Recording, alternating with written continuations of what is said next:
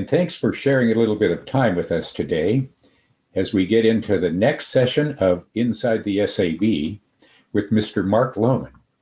And the topic today is Neolife tablets, those high technology tablets, and how they are dramatically different than anything else that you will encounter in the marketplace.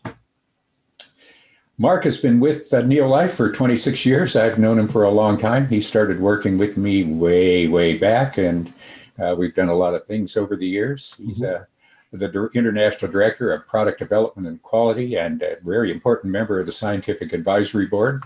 He has a background in biological sciences and a very deep understanding of pharmacy and manufacturing, which makes him one of the best possible candidates you could have for talking about the amazing difference in Neolife tablet technology. So, hi there, Mark. How you doing? I've been looking forward to this. Hi, John. Hi, everybody. Yeah, thanks for this opportunity. This is really great. You know, we had our first chat and conversation early in 1995. And I remember it well, just like it was just maybe last week or the week before. And one of the things that I like, John, in our discussions is I always learn something. So you've been a very good teacher and mentor over the years. I appreciate this time with you to be able to chat about this subject. Thanks, Mark. I appreciate it. We have been down a lot of paths together, solving some crazy challenges, and certainly our tablet technology has had many of those challenges to overcome. You know, Neolife delivers a wide array of powerful bioactive ingredients. Everybody knows that. We go to foods and extract things that are, you know, at best unstable under certain conditions and can be completely lost if not handled properly. And then we find ways to deliver those things, and tablets have been one of the ways that we've been able to do that, and I think very successfully based upon the data that we have. But if you look at a Neolife tablet, you might think it's just like every other tablet that you see on the market, and that could not be further from the truth. Though they appear the same, from a content, stability, performance, and even a regulatory perspective, they are very different. Give us a little insight from your side, Mark. Right, John. You know, we make tens of millions of tablets every year, and all different forms, you know, whether they're round or capsule, oblong. Sometimes we've even done some hexagonal shapes, different shapes, and also different forms. There's the chewables and the slow release or immediate release or the targeted delivery tablets. And each shape, form, type of tablet presents its own series of challenges that need to be overcome, you know, whether it's, you know, making sure that it delivers nutrients to the right spot or tableting things that don't really want to be made into a tablet. Yeah. And we make, like I said, millions and millions of tablets every year. And I think we do that extremely successfully with the highest level of quality. Yeah, it's amazing. The interesting thing, or one of the things I find interesting about that is, you know, you can make 1 million or 10 million, or over a few years, you can make hundreds of millions of these things. And in our case, every one of them comes out essentially exactly the same because of the depth of the technology that we make sure delivers all of those bioactive nutrients time after time after time. Mm-hmm. You know, Neolife has been a leader in tableting technology for decades. I've spent a lot of time at the CRN and know some of the challenges that the industry has confronted. Actually, we were setting tablet manufacturing standards for ourselves before government regulations ever existed that demanded that we do certain things certain ways. In many cases, by the time the government had a regulation in place, we were already doing it or doing much more. I know from experience that making highly functional tablets is not a simple thing. There are many physical and biological actions that need to be considered. Characteristics of the nutrient or nutrients to be delivered, you know, are they powdered? Do they lend themselves to being powders? Are they stable? Do you have to protect them from oxygen or light or whatever it might be?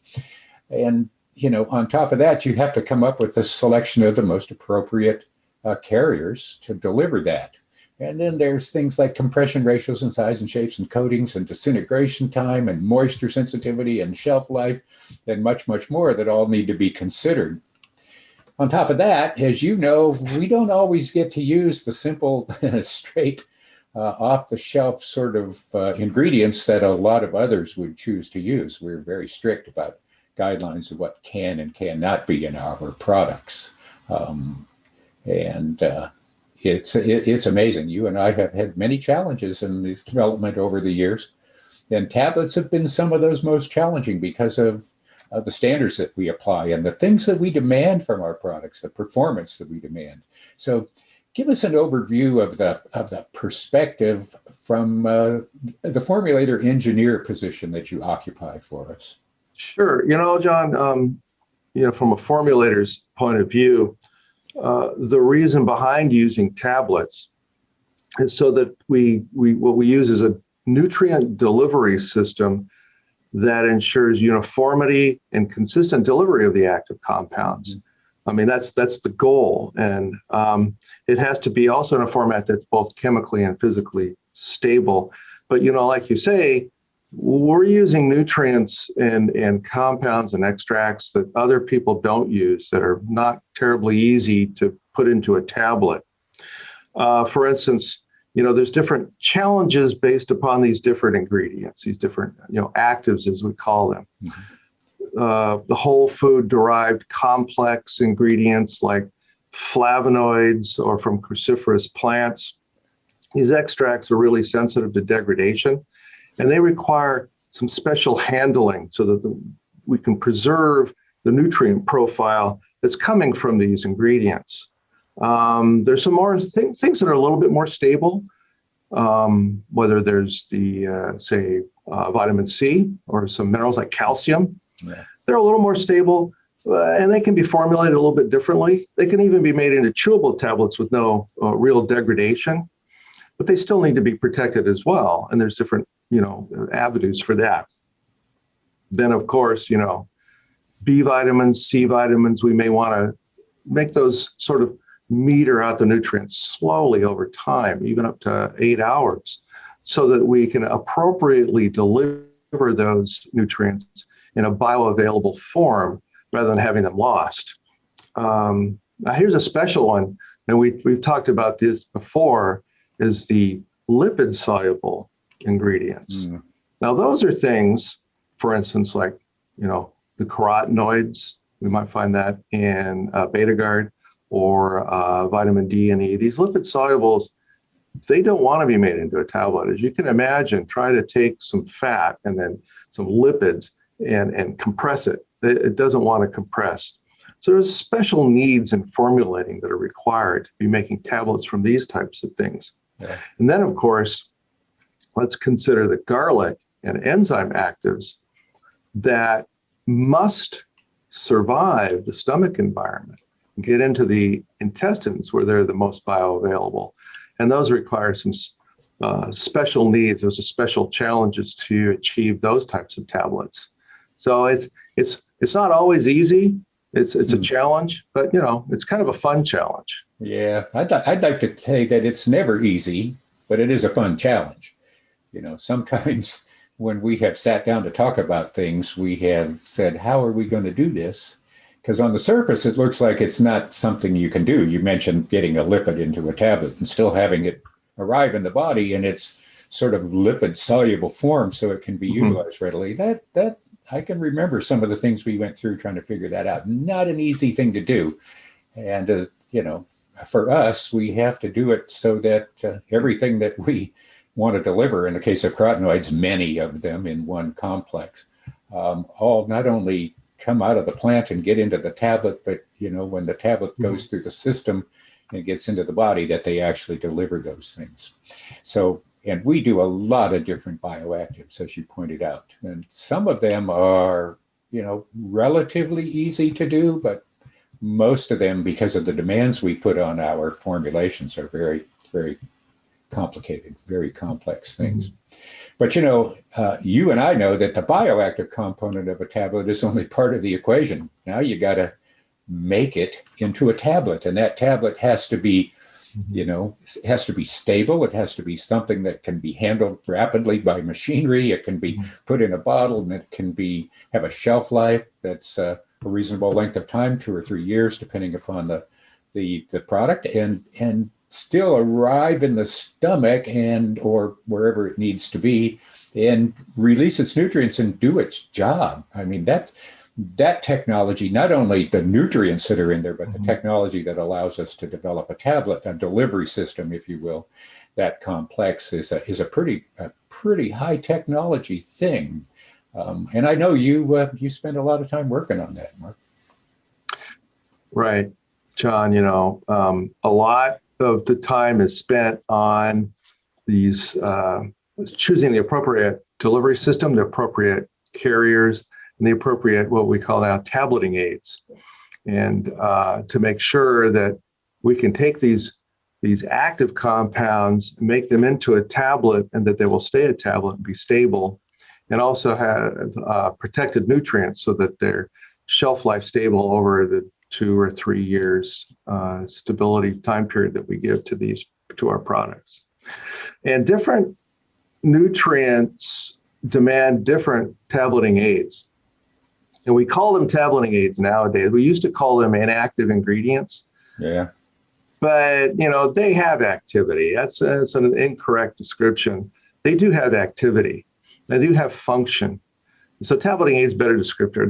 They're used to help us take these active compounds that don't want to be made into tablets into a good, stable, tableted nutrient delivery system. And really, a formulator has a pretty large toolkit of these compounds. There's reference books of tableting aids, and they're thick, and these are all there to help develop a robust tableted formula. Now, these tableting aids, in general, but they're divided into classes, and their classes are based upon what they help the formula and the tablet do, what their function is. So we have flowing agents, and that helps make an even product mix and helps it flow evenly through the whole tableting process. There's compression agents. This is an important piece for us. These compression aids that help under pressure, these compounds, these ingredients compress into a tablet form, but then you have to follow in with binding agents, these binders that help. You've got this tablet form. So you've got these binders that will help maintain that form. They link together and keep that tableted, robust tablet form. Of course, once you have a tablet, it does need to deliver the nutrients. It needs to come apart. So the class of compounds we use for that are called disintegrants. And there's different disintegrants based upon the timing of the delivery of the nutrient. So either immediate or long-term or delayed. Quick thing on coatings too, we also have coatings. The coatings are there to help protect the tablet, but also to ease consumption of the tablet. Now those are the typical tableting aids that we use, those classes, but there's also some atypical, a little bit unusual things like gelling agents or pH sensitive compounds or hydrophobic compounds. And those are things that help with delayed or immediate or delayed or sustained release tablets. Yeah, I've we spent a lot of time talking about these in the scientific advisory board and then in the product development meetings that you and I have shared. And it's always amazing to me all of the little factors that have to be taken into consideration to make a tablet do what it's supposed to do. Your comments about pH sensitivity and hydrophobic actions, that keeping it away from water because they tend to absorb a lot of moisture, and things like that are just examples. When I think of how we manage things like our threshold control products, where we put the tablet together in a way that, like you say, it delivers everything that it's supposed to do in the stomach, but it sort of degrades or breaks down over time, that results in a threshold control, Mhm. a continuous flow of the nutrients, whether it's the B vitamins or vitamin C, into the bloodstream over a prolonged period of time. We do that because we know that water soluble nutrients tend to move through the body quickly. If you dump a bunch in, just straight up vitamin C or something like that into the body, it will pick it up, metabolize it, and pass it through very quickly. So in order to extend the sort of window of biological activity, we developed these threshold control technologies that represent a lot of what you just talked about. You know, one of the things about tableting aids, not inactives, I agree, it's no longer inactives, but these ingredients that we use to keep these products together, you know, we have very strict ingredients, what we can use for the nutrients themselves, but we have similarly strict rules and regulations on what we can use for tableting aids. Not all tableting aids are fine for us. There's a lot of them that on the surface they appear to be the same, but when you dig into the background, they're quite different. One example I like to use is stearic acid. You know, stearic acid is a naturally occurring fatty acid. It's found widely in the human food chain. Your body knows exactly what to do with it when it arrives, but there are lots of different kinds of stearic acid out there on the marketplace, and you can get what I would call cheap and dirty stearic acid, just the bottom basement level stuff, and then you can get the more sophisticated stuff. For us, you know, we look into things that not just stearic acid, but we need to know where our stearic acid came from. We need to know its sources. We need to know that its purity levels, and we need to know that it's a non-GMO derived thing, and things like that. So there's a very big difference in what we can put into the binding agent, the tableting side of our products as well. That's right. You know, and I've said this before, and it surprises some people, especially people that are not within Neolife, but we treat these tableting aids the same way as we treat the nutritional compounds in terms of quality and selection. Mm-hmm. And so we do the same sorts of testing and auditing, identity testing, and testing for potential contaminants that we might do on our nutritional ingredients. They're handled the same way because they're all part of the same formula. So really, that thick tome I just mentioned on tableting aids, most of that we just kind of set aside because our toolbox is much more limited because of our high quality standards.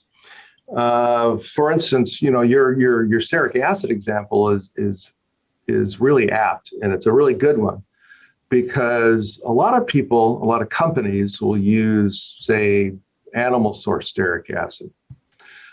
We can't do that. We've set high quality standards that has to be not just plant sourced, it's got to be non-GMO, and it also has to be certified and audited to be sustainably harvested plants.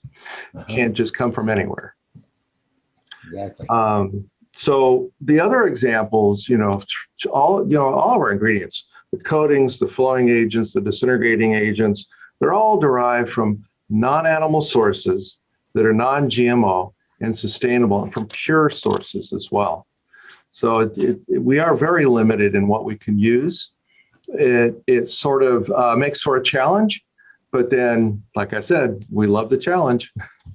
Yeah, we do, you know, and I think that we also, you know, like the idea of, you know, setting standards for ourselves that maybe others don't really care too much. Your comment about it being sustainably sourced plant-derived materials, you know, I don't know how many companies actually care about whether the quote unquote inactives, the tableting agents in their products actually are environmentally friendly and, you know, eco-sensitive and things like that. Well, we, like you say, we treat those ingredients just the same way we treat any ingredient in any Neolife product. They have to be validated. They have to meet this very strict sort of criteria for all of the many, many things that we hold sacred to how we conduct ourselves in the world and how we manufacture products and so on. And so big forth. Difference between. You know, there's also a side to the idea of tableting. It's the target of the tablet, right? Obviously, a chewable tablet is targeted to be chewed, so that becomes pretty obvious. But just because you have a tablet doesn't mean that you want everything to happen in the stomach once you swallow it. Matter of fact, we have developed what we call targeted delivery technology, which allows us to actually, through our tableting technologies, determine exactly where the tablet is going to disintegrate and how it's going to break down and how it's going to deliver those nutrients, and probably most appropriately where it's going to happen.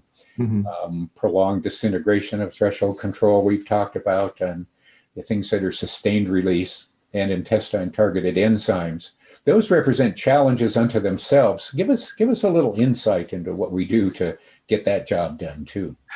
Right. So, these, like you mentioned, these different forms have different challenges and that have to be met through the formulating, for instance, the chewable, you mentioned that, it has to come apart in the mouth, but there's challenges to that that have to be met. The tablet has to have a robust integrity and stability. We typically will formulate chewables so that they taste good. They have to taste good, but they also have the right mouth feel. So it's got to have a good crunch. It's got to be hard, but not too hard, but it can't be too soft either. Yeah. And, there's different tools that we use, different aids to work with that. The stomach targeted tablet, where the tablet come apart in the stomach, disintegrate there. Some may say that's a little bit easier to deal with. But you really have to work and develop so that the nutritional compounds are stable and protected, and that you have maintain the good tablet robustness throughout. So the stomach targeted tablets, some may say, are a bit easier, but really there's different challenges involved with that as well, because these tablets, the ingredients need to be protected, and the tablet needs to be robust, yet it needs to disintegrate quickly when it's in the stomach to make these active ingredients available immediately. Threshold control, again, we talked about a little bit about that, but those is a particular challenge. When the tablet reaches the stomach, it cannot immediately disintegrate. Yeah. It must slowly disintegrate. We're using hydrophobic compounds to help repel water that's in your system. That helps meter these things out, but it has to disintegrate. It can't just be a bullet, and go through the system. So it does disintegrate slowly over time, and we measure that. Then there's the intestine targeted tablets, of course, as you can imagine. That's a challenge because those tablets need to remain unchanged in the stomach, the harsh acidic stomach environment. Yeah. They cannot disintegrate. They can't release any nutrient. Once that tablet passes into the intestines, it needs to disintegrate. There's no metering out. It has to disintegrate in the intestine because it's at that point those nutrients are uptaken into the system. Yeah. Yeah, I hear you. That targeted delivery technology that we talk about on our products is really a big difference, I think, that people don't realize, that you have to have a product. In the case of something like garlic, for example, you have to have a product that remains intact as it goes through the very harsh environment of the stomach, very acidic, that would typically, the stomach's job is to start breaking things down. It's a big part of the digestive process. And it would typically succumb to that, but we put these tablets together so that they survive that very acidic pH of the stomach. But like you say, once they arrive in the intestine, which is more alkaline, they have to break down. So controlling the relationships between acidity and alkalinity and the tablet and the coating and its ingredients makes for very high technology stuff. But that's one of the things that we like to tell people that we work at doing very well, and that is delivering nutrients where they do the most good. If they're no sense delivering them to the stomach, something like garlic allium complex to the stomach, if you need the enzyme that's in the garlic to activate the compound, because the enzyme will be killed by the acid and the compound will never get activated. So much of the benefit of garlic is lost right right at that point. So those sorts of things really in that technology make it stand out. You know, very strict demands on how products perform, very strict demands on what they contain, very strict demands on the sourcing of the not only the bioactive ingredients but the tableting aids. Very, very high technology stuff that you know, the only way I can summarize it is it's extremely complex business, right? Extremely complex technology. Mm-hmm. I want to take a moment to thank you all for staying tuned here and listening in. And once again, to thank you, Mark, for sharing this with me. And it's been a real pleasure. Okay.